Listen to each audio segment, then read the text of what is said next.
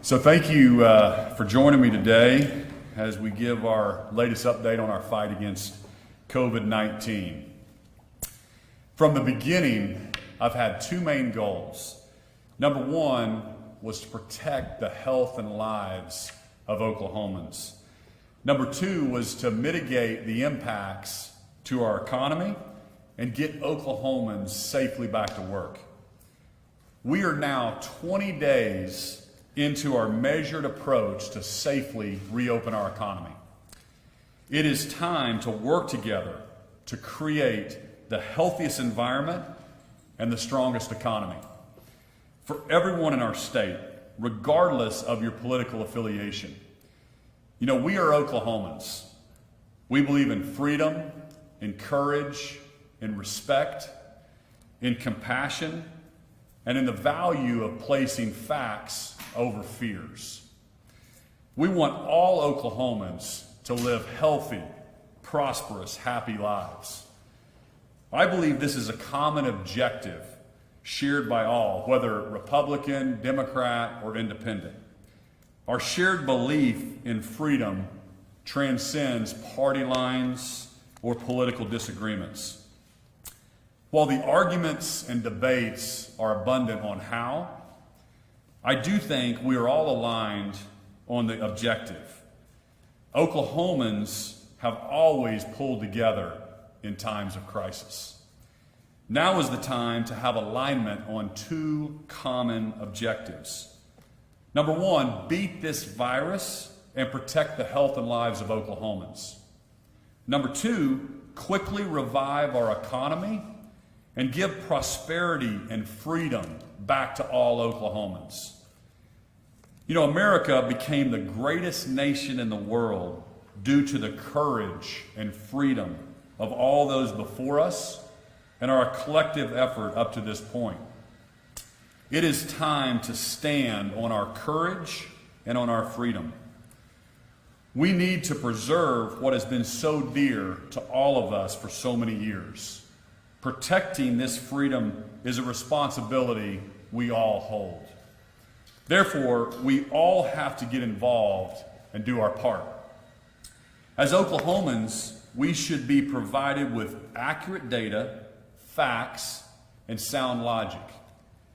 Once armed with that, we can have the freedom to decide how to protect ourselves, our families, our communities, and our businesses. It is impossible to eliminate this virus from Oklahoma or from any other state. We must accept the fact that COVID-19 will be with us in some way until there's a vaccine. So how do we move forward? We have implemented actions to prepare necessary equipment, logistics, and hospital capacity to protect Oklahomans. To follow models based on what is happening in New York or New Jersey or Connecticut does not make sense for our state. As always, our decisions will be based on the data here in Oklahoma. This is why I instructed the health department to publish facts and ensure this information is communicated through multiple channels so Oklahomans can have a clear and unfiltered perspective. You can go to coronavirus.health.ok.gov and look up all kinds of data, even down to the zip code. In fact, our data has been given an A+ grade by national groups for its transparency and its level of detail. Let's talk about some of that data. We continue to hold steady with the 8th fewest cases per capita of any state in the country.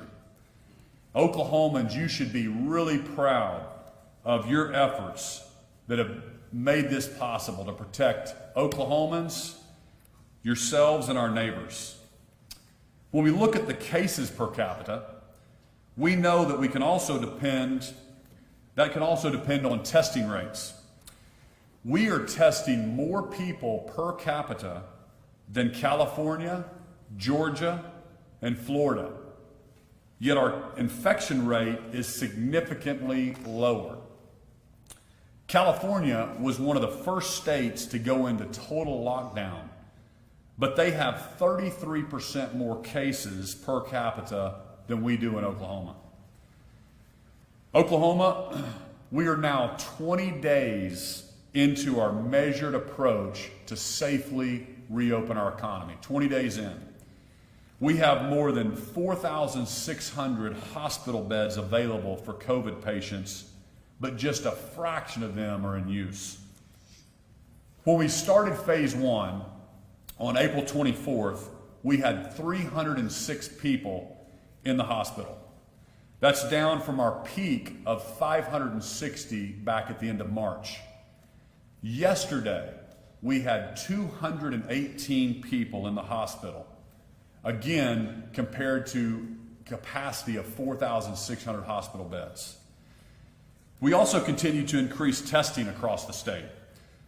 Last week, we performed more than 25,000 tests, yet our percentage of positive tests continued to decline. When we started phase one, 6.3% of our tests were coming back positive. As of last night, just 4.8% of our tests are coming back positive. That means out of 1,000 tests taken, 48 are coming back positive, 952 are negative.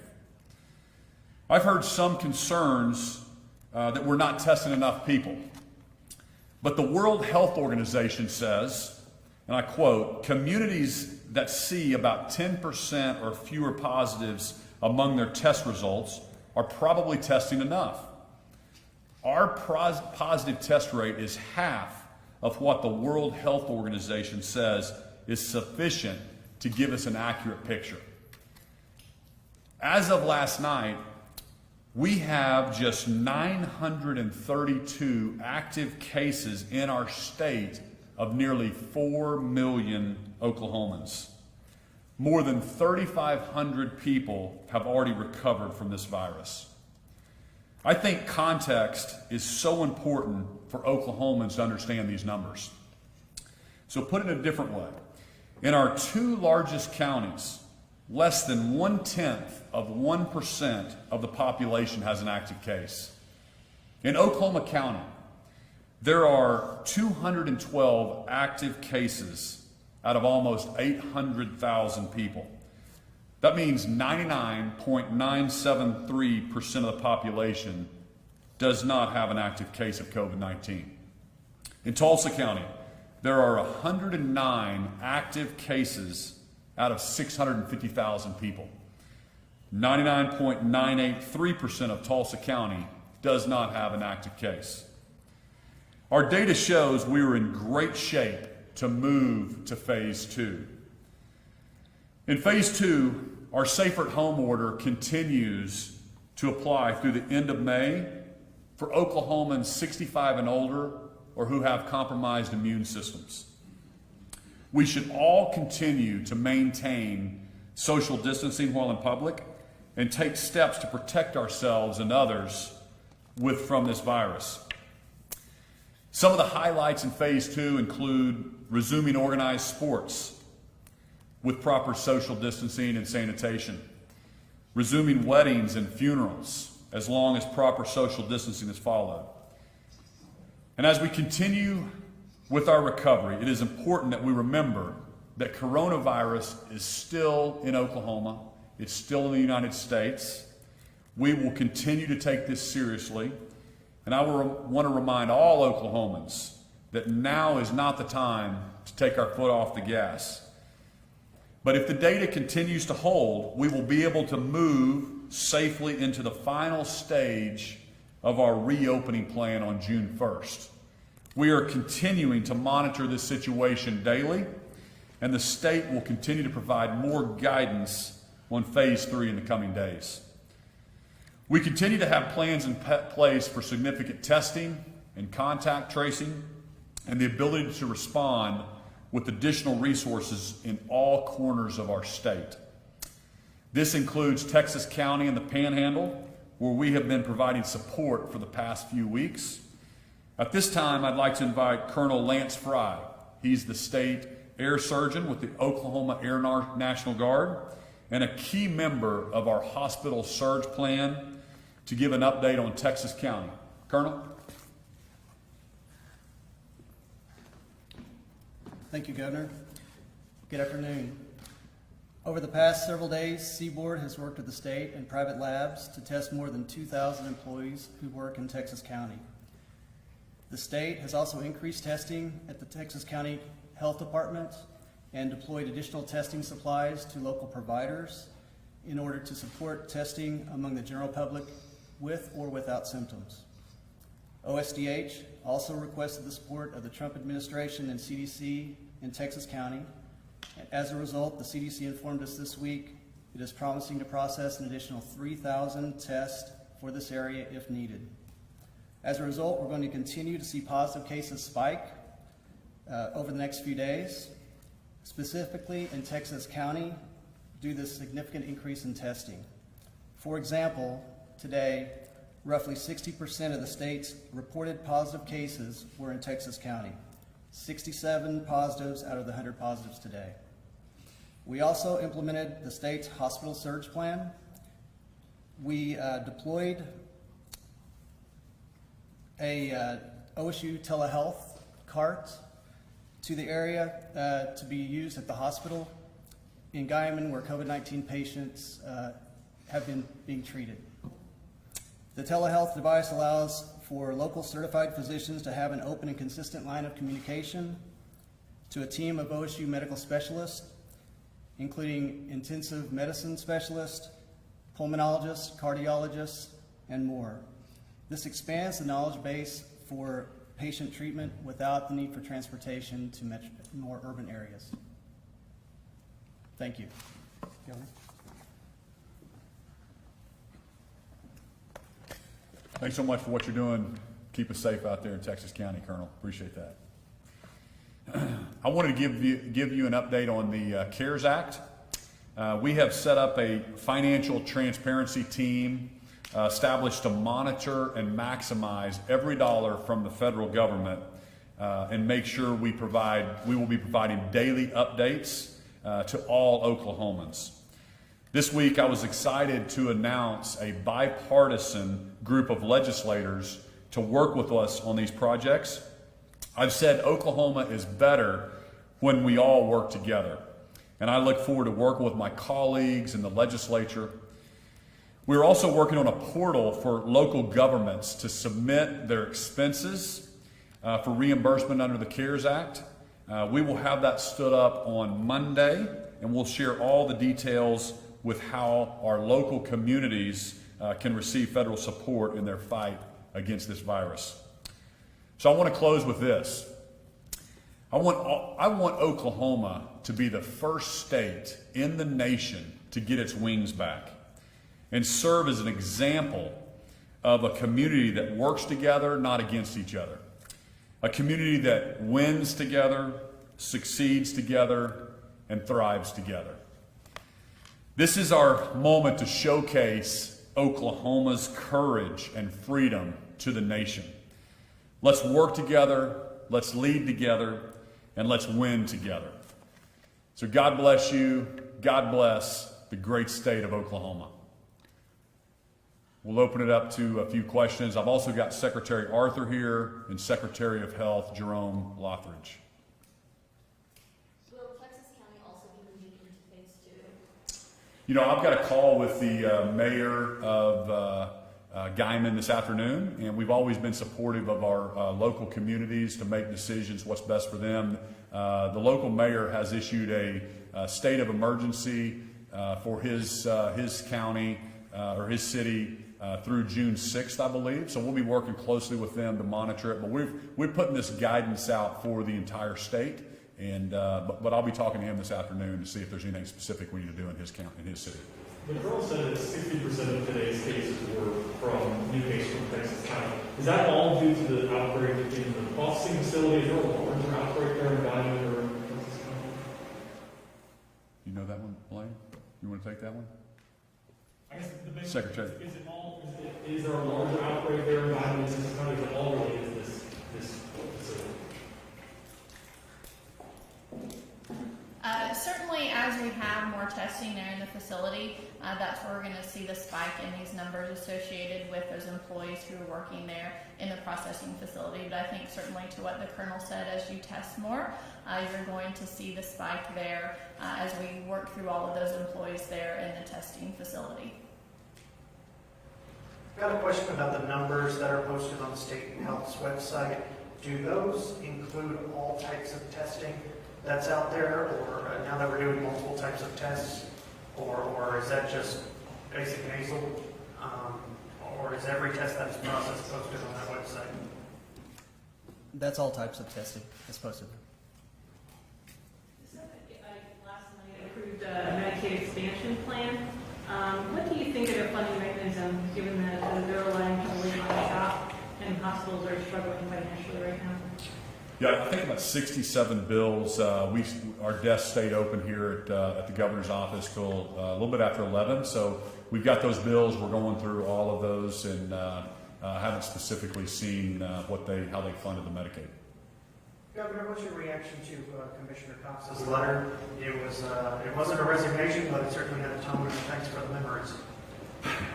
Yeah, so I thought it was good. I was glad that Commissioner Cox sent that out. And again, I think when you look at what Oklahoma's done to fight this COVID virus, he gets a lot of credit. He's done a really good job of leading the health department. We've got our testing up. We've made some really good decisions. The data speaks for itself. So in the middle of this world pandemic, it's disappointing that we're going to be without a leader at the end of this month. And so I've said that before, but had tremendous confidence and thought he was the right guy for the job. And so we'll go back to the drawing board and we'll start interviewing others. But Commissioner Cox was qualified, and so I was glad he kind of got out some of his accomplishments there with that letter. Governor, what are your thoughts on the veto override? So again, that's kind of in the past for me, and I wasn't going to put my name on a budget that had $1 billion structural deficit. So I'm glad that's in the past. They overrode it. The legislature owns that budget. The facts are the facts, and so when we get to next year, which is 7 months away, we'll have that Board of Equalization meeting, and we'll be in here dealing with the 22 budget. I think I'm going to be proven correct that we've got some structural problems, and we should have addressed them this year, and instead of borrowing some one-time funds. So we've said that, but again, I've moved on, and the legislature overrode the veto. They own that. All of those folks that voted for that are going to have to answer to Oklahomans on why that was a good budget. If I can just follow up, why the veto on the general appropriations budget as opposed to, say, a line item? You know, again, this is something that I think Oklahoma is really important that they understand is that their governor, who's elected by all 4 million Oklahomans, had zero input in that budget. And so a couple people write that from certain areas of the state, and then they present it. So I wasn't going to put my name to a budget that we had zero input, and did not think that it wasn't the right way to plug $1 billion shortfall by grabbing road and bridge funds, because I believe Oklahomans want to be top 10 in road and bridge conditions, and to pull money from the pension funds, I just wasn't going to put my name to any of it. I wasn't going to get into the line item certain things. The whole thing needed to be vetoed. With the way the budget played out, has your relationship soured with the legislature? Has it taken a hit? I sure hope not. That's the way our founders wrote this Constitution, is that they have the right to write the budget, but they have to have the governor's signature or veto on it. Then they have the right to override it. So it played out exactly how it was supposed to. And I feel fantastic, actually. I feel great today. I have shared with Oklahomans my reason for vetoing it. The legislature disagreed with me, and they've got to answer to Oklahomans for that. And I'm happy to stand up every day and tell Oklahomans why I did it. And but I have no hard feelings. I've got I think of them as my colleagues. We all should be working together. I'm not any better than the freshman House member from wherever. I really look at it that way. They're all my colleagues. They're my friends. So I'm not a politician, so I don't understand kind of the getting back and forth at each other. And so I'm just going to continue to talk to them, work with them. My door is always open, whether you're a freshman or you're the speaker, or whether you're the pro tem or brand new person in the Senate. It's the way I've from the very day when I was elected in January, or when I was sworn in January, I've walked these halls and built relationships with a lot of them. So I hope those relationships, they feel the same. The relationships do seem a little rocky, though. Any plans to extend that out for branch? Again, I think that when you say they're rocky, I think they're rocky with some of the leadership, but with the majority of the folks, I think it's fine. And it's time. I mean, I've reached out and had some sit downs with some of the leadership, and I need to continue to reach out, and I'll do that. Back to COVID real quick. Is phase 2 going according to as it was written, or do you think it needs some tweaks before it goes into effect tomorrow, as far as taking something off the list? No, I like the way it's written. I think, and what the big takeaway for Oklahomans as well is we're 20 days into phase 1, and we've continued to have that downward trend in hospitalizations, testing percentage. We've met all the White House gates. So that's what I told Oklahomans is, hey, the better off we do in early April, the quicker we can get to phase 1, the better we do in phase 1, the quicker we'll get to phase 2. So that's proven out well. We haven't seen any spikes. We haven't seen any leading indicators that would look like we're going to run out of hospital capacity. So I like where we're at. I don't think we should change anything. And again, I'm just presenting the facts and the data to Oklahomans, and I think Oklahomans are ready to reopen, and I think they're ready to move to phase 2. And if you we can always have arguments and disagreements about, hey, we ought to wait till we have 100 people in the hospitals. But if you remember, Mercy has laid off 1,000 people. A large hospital in Tulsa laid off 600 people.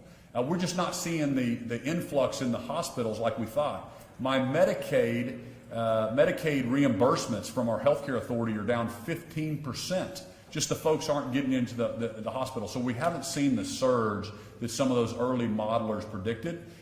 We've prepared, Oklahomans have done it, but it's time to move to phase 2. And Oklahomans are about freedom and courage and protecting themselves and their families. And I want to continue to give them that opportunity as we move forward. How are we doing with antibody testing to find out, if someone was asymptomatic and maybe didn't even know they were sick? How are we doing with that? Where can we see some of those results?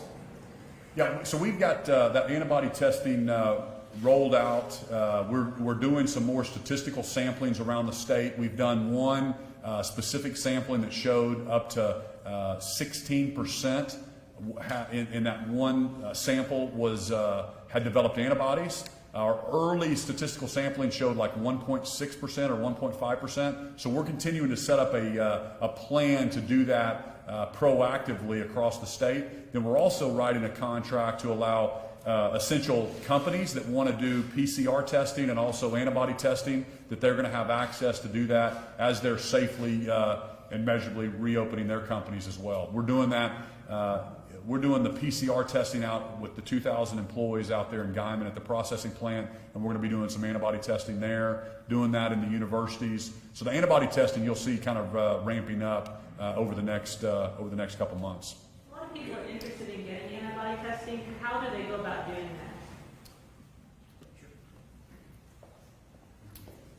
that? I'm Jerome Lothridge, Secretary of Health and Mental Health.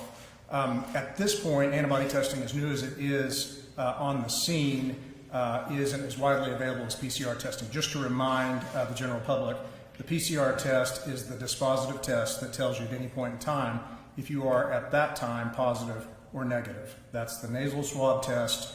Increasingly will be the saliva test. That's the test when we refer to the positive or negative. That's the one we're referring to. The antibody test for antigens. The antibody test tells us if an individual has been exposed to COVID virus. This is in more limited supply, although as the governor referenced, we're increasingly going to try to make that available in concert with companies, as an example, particularly those in the essential industries. That is coming. Folks should stay tuned for greater availability. We're contracting with individual entities to try to help increase that. But again, I would remind people that the utility of the antibody test is for surveillance at the population level. It's not a diagnostic. It doesn't tell an individual's positive or negative state. So we'll be using that increasingly, particularly for epidemiological purposes, and more to come on that in future days. Can we go back to Texas County and just talk about exactly how many employees have already been tested and if you've gotten results from those tests yet? From this week? There were over 2,000 tests done at Seaboard. The state health department went out and did a point prevalence survey where they tried to test as many employees as they could. We have not gotten all those results back. They've started coming in today. We haven't gotten them all back yet, so I can't answer the rest of your question. You know what percentage we've got back? We're still waiting for results of it? I think still most of them are still waiting, but they should be back within the next 48 hours. Colonel, the big question I hear from folks, and it's just the response altogether, is there's concern that exposure you're getting because you're going into these places. What is your exposure rate to the men and women who are going into these places, who work under you? Have you seen some of them get sick? We've actually had very good experience with not getting sick wearing our proper PPE. We have seen a rise in healthcare workers that are tested positive in the state, but in general with our testing people, we haven't seen a large increase. Governor, if I could ask you a little bit about phase two, I think one thing that hasn't been brought up yet is bars to reopen. And as somebody who enjoys a good Tuesday happy hour, I was wondering what your recommendations, or Secretary Lawford's, your recommendations for bar owners would be. Is there anything being sent out? Is the Department of Health or county health departments, trying to do some drop-ins to get some guidance? They'll come in and write you up if the bathroom's not well lit. But in this instance, is there any effort or extra guidance being given to bar owners or bar patrons who might be going back and saying, hey, this is my family, like we saw last night in Wisconsin, I think? We have those guidance posted on our Commerce website. So we've worked with the health department to bless these different phases and kind of watch that data. And so the bar owners, just like the restaurant owners since May 1st, and the barber shops since the 24th of April, can see those guidances that we've laid out across for them to go get as they safely reopen. Churches, I get texts and emails and videos of the churches rolled out and did every other pew and created the social distancing. So they've done a great job. I have no doubt that some of the bar owners, as they safely reopen starting on Friday, will do the same thing. Thank you very much. And this might be for Secretary Lawford, although certainly for you as well. We've heard a little bit about contact tracing, and that's a big step in this. I do know an individual who's tested positive, had a lot of symptoms, but he felt like he was interviewed, but nobody ever came in contact, traced him. I imagine that if somebody is hospitalized, that they are a first priority on contact tracing. I know, Governor, you were interested in having some flexibility for the health department to be able to hire more people more quickly.